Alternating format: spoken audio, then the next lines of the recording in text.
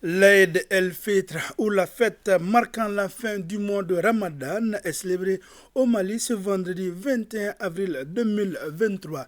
Mesdames, Messieurs, bonjour et bienvenue à ce journal. Le pardon, la cohésion sociale, la paix, la stabilité au Mali ont été la quintessence du sermon de l'imam du Koulouba. Eh bien, c'est là l'occasion de la fête de l'Aïd el-Fitr, ou la fête marquant la fin du mois de Ramadan. Le Mali célèbre cette fête aujourd'hui à l'instar de nombreux pays de la Oumma islamique. Le président de la transition, le colonel Assimi Goïta, a saisi cette célébration pour renouveler son appel à l'union sacrée des Maliens pour faire face aux multiples défis du moment. Ibrahim Traoré. Aïd el-Fitr au Mali, la salle des banquets du palais présidentiel paraît au décor d'une mosquée, le temps d'une prière. La fête marque la fin du mois du Ramadan et le début du mois de Shawwal, le 10e dans le calendrier hégirien. Parmi les fidèles, le président de la transition, avec à ses côtés le Premier ministre, des présidents d'institutions, des membres du gouvernement, des diplomates accrédités au Mali et plusieurs autres personnalités. La prière est dirigée par Abdourahmane Touré, imam du palais de Koulouba. Allahu Akbar, Allahu Akbar, Allahu Akbar, Allahu Akbar, Allahu Akbar, Allahu Akbar. Assalamu alaikum wa rahmatullah. Assalamu alaikum wa rahmatullah.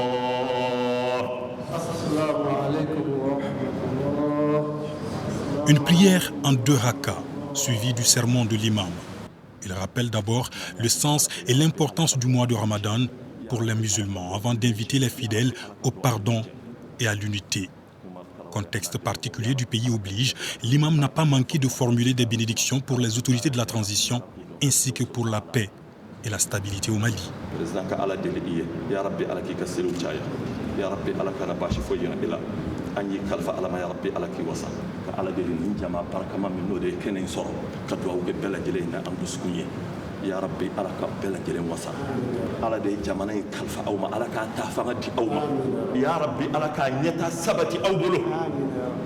Les défis restent immenses au Mali et les efforts se poursuivront pour conduire le pays vers la refondation voulue par le peuple.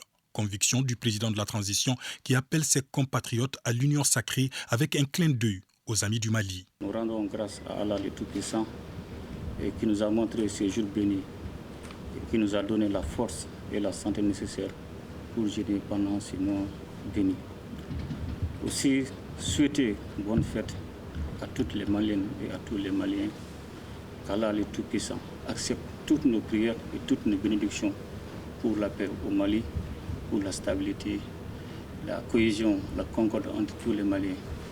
Aussi, qu'Allah le Tout-Puissant accepte nos regrettés disparus, qu'il accepte les paradis éternels pour tous nos disparus.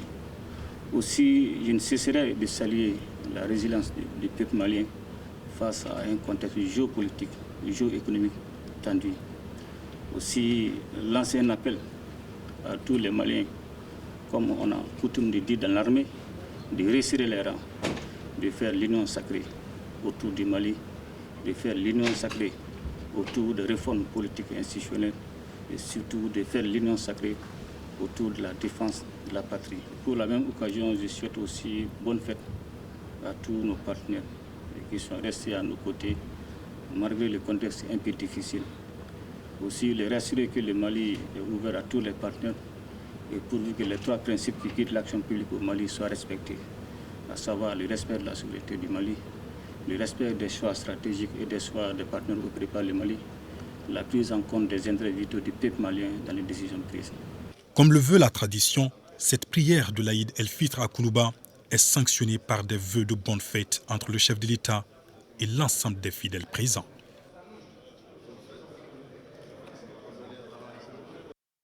À la grande mosquée de Bamako, l'Aïd el-Fitr a été célébré dans la joie et dans la communion. En image, donc, à la grande mosquée de Bamako, Une prière dirigée par l'imam de la grande mosquée de Bamako qui a dirigé la cérémonie religieuse, c'est-à-dire la prière avec les fidèles musulmans de la grande mosquée de Bamako.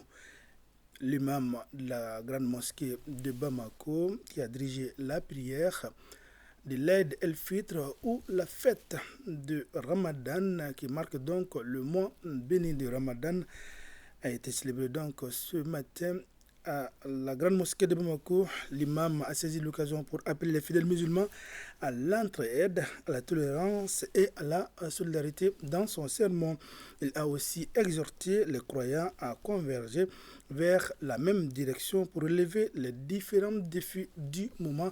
C'était donc ce matin à la grande mosquée de Bamako. En rapport toujours avec le mois de Ramadan, à la place d'armes du 34e régiment du génie militaire a eu lieu mercredi une rupture collective de jeunes dans la communion. La hiérarchie militaire, les retraités et les notabilités se sont retrouvés pour rompre le jeûne ensemble. Suivons.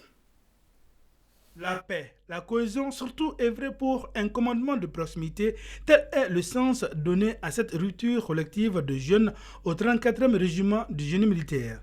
Elle a regroupé les notabilités du quartier, les militaires, paramilitaires et les familles. Le mois de Ramadan est un mois sacré, un mois béni, donc dans le but de partager les réalités avec les hommes que cette rupture collective des jeunes a été organisée par la direction du génie militaire en vue d'être ensemble et pour montrer que la haute hiérarchie militaire est au contact avec les hommes, la troupe.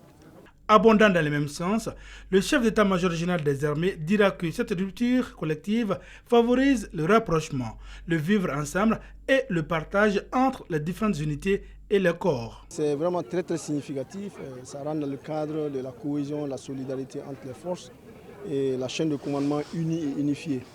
Donc pratiquement depuis la prise de commandement, ça a été notre leitmotiv quotidien pour renforcer les liens entre les forces armées et de sécurité. Aujourd'hui, nous retrouvons tous ici, et tous les corps sont là, et ça crée une ambiance vraiment de solidarité. Les gens se retrouvent, on discute. Et je pense vraiment que c'est ce que nous devons cultiver aujourd'hui dans le cadre de la montée en puissance des femmes. La hiérarchie militaire entame multiplier ce genre d'action afin de maintenir le cap qui est la cohésion.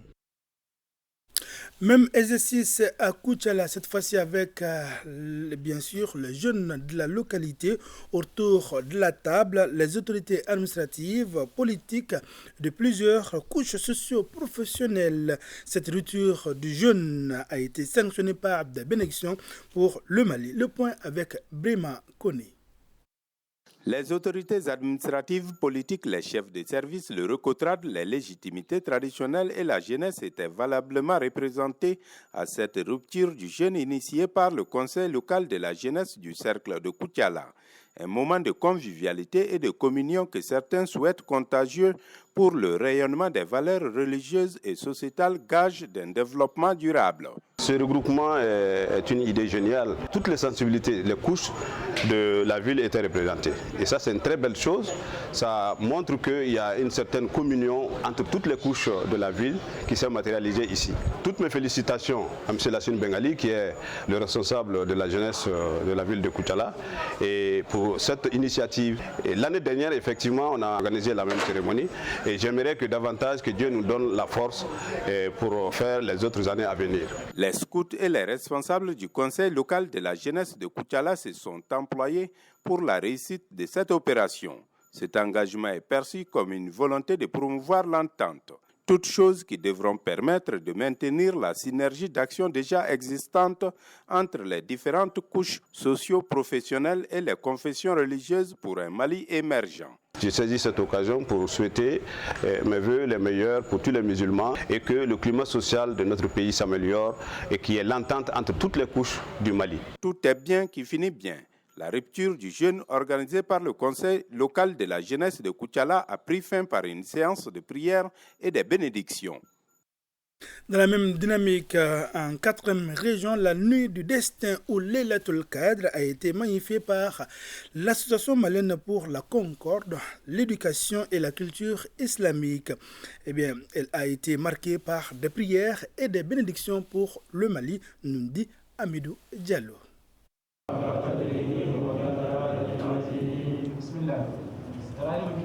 Cette journée de prière et de bénédiction, c'est pour soutenir les autorités de la transition et consolider la cohésion sociale au Mali.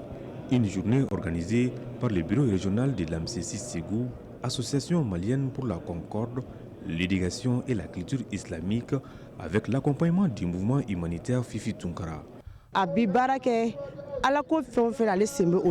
On a décidé d'accompagner cette journée de prière et de bénédiction qui consolide la cohésion sociale dans notre pays. Vraiment, toutes les actions vivre ensemble, le mouvement humanitaire Fifi Tunkara est prêt pour l'accompagnement. La journée qui a mobilisé des leaders religieux de Ségou s'inscrit dans le cadre de la célébration de Laylatul Qadr. On a un seul message, c'est de se donner la main pour qu'on puisse vivre ensemble dans la paix. Les musulmans doivent toujours promouvoir cette paix. La rupture collective du juin a mis fin à la dite journée de prière et de bénédiction. Un peu devant Agao, c'est Djabiri Ousmane de Bourem, âgé de 13 ans, qui enlève le premier prix du concours régional de mémorisation du Saint-Courant organisé par la radio Salam de Gao. Il a regroupé 69 candidats, dont 8 filles venues d'Ansongo, d'Al-Moustrat, de Bourem et de Menaka. De la cité des Askia, le point avec Sambari Haïdara.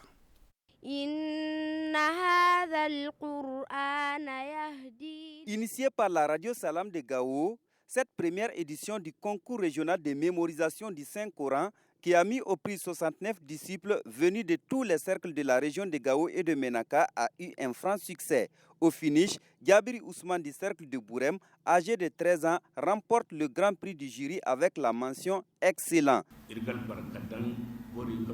Nous remercions toute la population de Gao. Nous remercions l'imam de la grande mosquée de Kouet qui a cru en nous. Notre plus grande satisfaction a été le rassemblement de toutes les communautés autour de cette initiative pendant ce mois de Ramadan.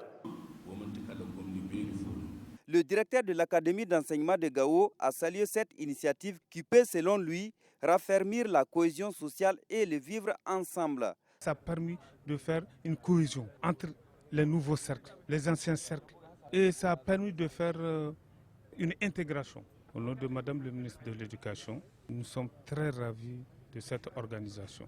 Le parrain de l'événement, non moins imam de la grande mosquée de Kouet de Gao, à la veille de la fête de l'Aïd el-Fitr, a profité de l'occasion pour faire des bénédictions au pays.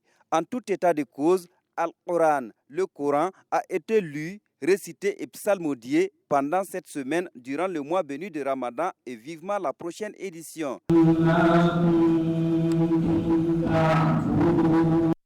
Le mois de Ramadan, moment propice à l'abondance et à la consommation des boissons, des canettes et des bidons de toutes sortes sont sur le marché. Mais attention, que contiennent réellement ces canettes et bidons?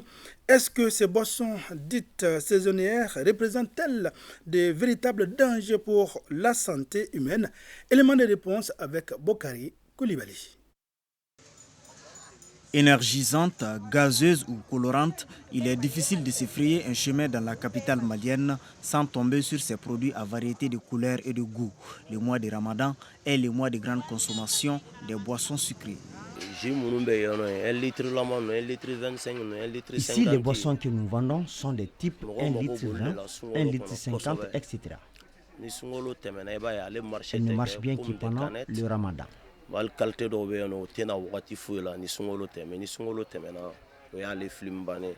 Produite dans les unités locales ou importées, la vente de ces boissons est devenue une véritable aubaine pour les revendeurs. Il y a des jus de mangue et autres genres, mais nous ne connaissons pas vraiment leur composition. En tout cas, le marché est vraiment florissant en cette période. Les clients sont vraiment au rendez-vous, surtout en cette veille de la fête de Ramadan. les choses vont bon train. Bien que prisés par une frange de la population, d'autres restent cependant sceptiques quant à la consommation de ces boissons dites saisonnières. Il est très facile de nos jours de fabriquer des étiquettes et de les coller à ces boissons. Beaucoup en consomment sans se soucier de leur danger, juste à cause du goût. Avec des compositions inconnues, ces jus contiendraient parfois des substances nocives selon les professionnels de la santé. Il faut savoir que c'est des boissons qui sont vraiment très riches en sucre et qui dépassent la quantité recommandée par l'OMS. Pour une personne, ça ne doit pas dépasser entre 25 à 30 grammes de sucre par jour. Et nous avons remarqué qu'il y a de ces boissons qui peuvent contenir jusqu'à 30-40 grammes de sucre. On a une substance qu'on appelle la taurine, qui est vraiment présente dans beaucoup de boissons sucrées. Et on sait aujourd'hui que ces substances peuvent donner beaucoup de problèmes de santé publique, comme l'obésité, comme les problèmes de cancer et beaucoup d'autres problèmes. À côté de ça aussi, on a d'autres substances. Des fois, ils mettent ce qu'on appelle des stimulants, des boissons qui contiennent beaucoup de caféine. Et quand on prend en excès ces substances, ça peut aussi donner des problèmes nerveux, des problèmes cardiaques. Et une autre substance, on a encore ce qu'on appelle le ginseng, donc ce qui est un produit qui dérive des plantes, qu'ils mettent aussi dans ces boissons sucrées. Et on sait que ces produits aussi peuvent donner des problèmes cardiovasculaires et des problèmes d'hypertension artérielle. Consommer ces boissons avec modération ne fera pas de mal. La santé est un don de Dieu. Il ne suffit pas de l'avoir, il faut savoir la conserver, surtout en cette fête de l'Aïd el-Fitr. Fin du programme spécial Ramadan, l'ORTM informe ses téléspectateurs que le programme de la grille reprend son cours normal aujourd'hui. Ainsi, le journal sera diffusé ce soir à 20h et Don Kibarou à 19h. C'est donc la fin de cette édition. Merci de l'avoir suivi. À demain, Inch'Allah, même heure, même plateau. Et pour d'autres informations, encore une fois de plus, Sambé à tout le monde.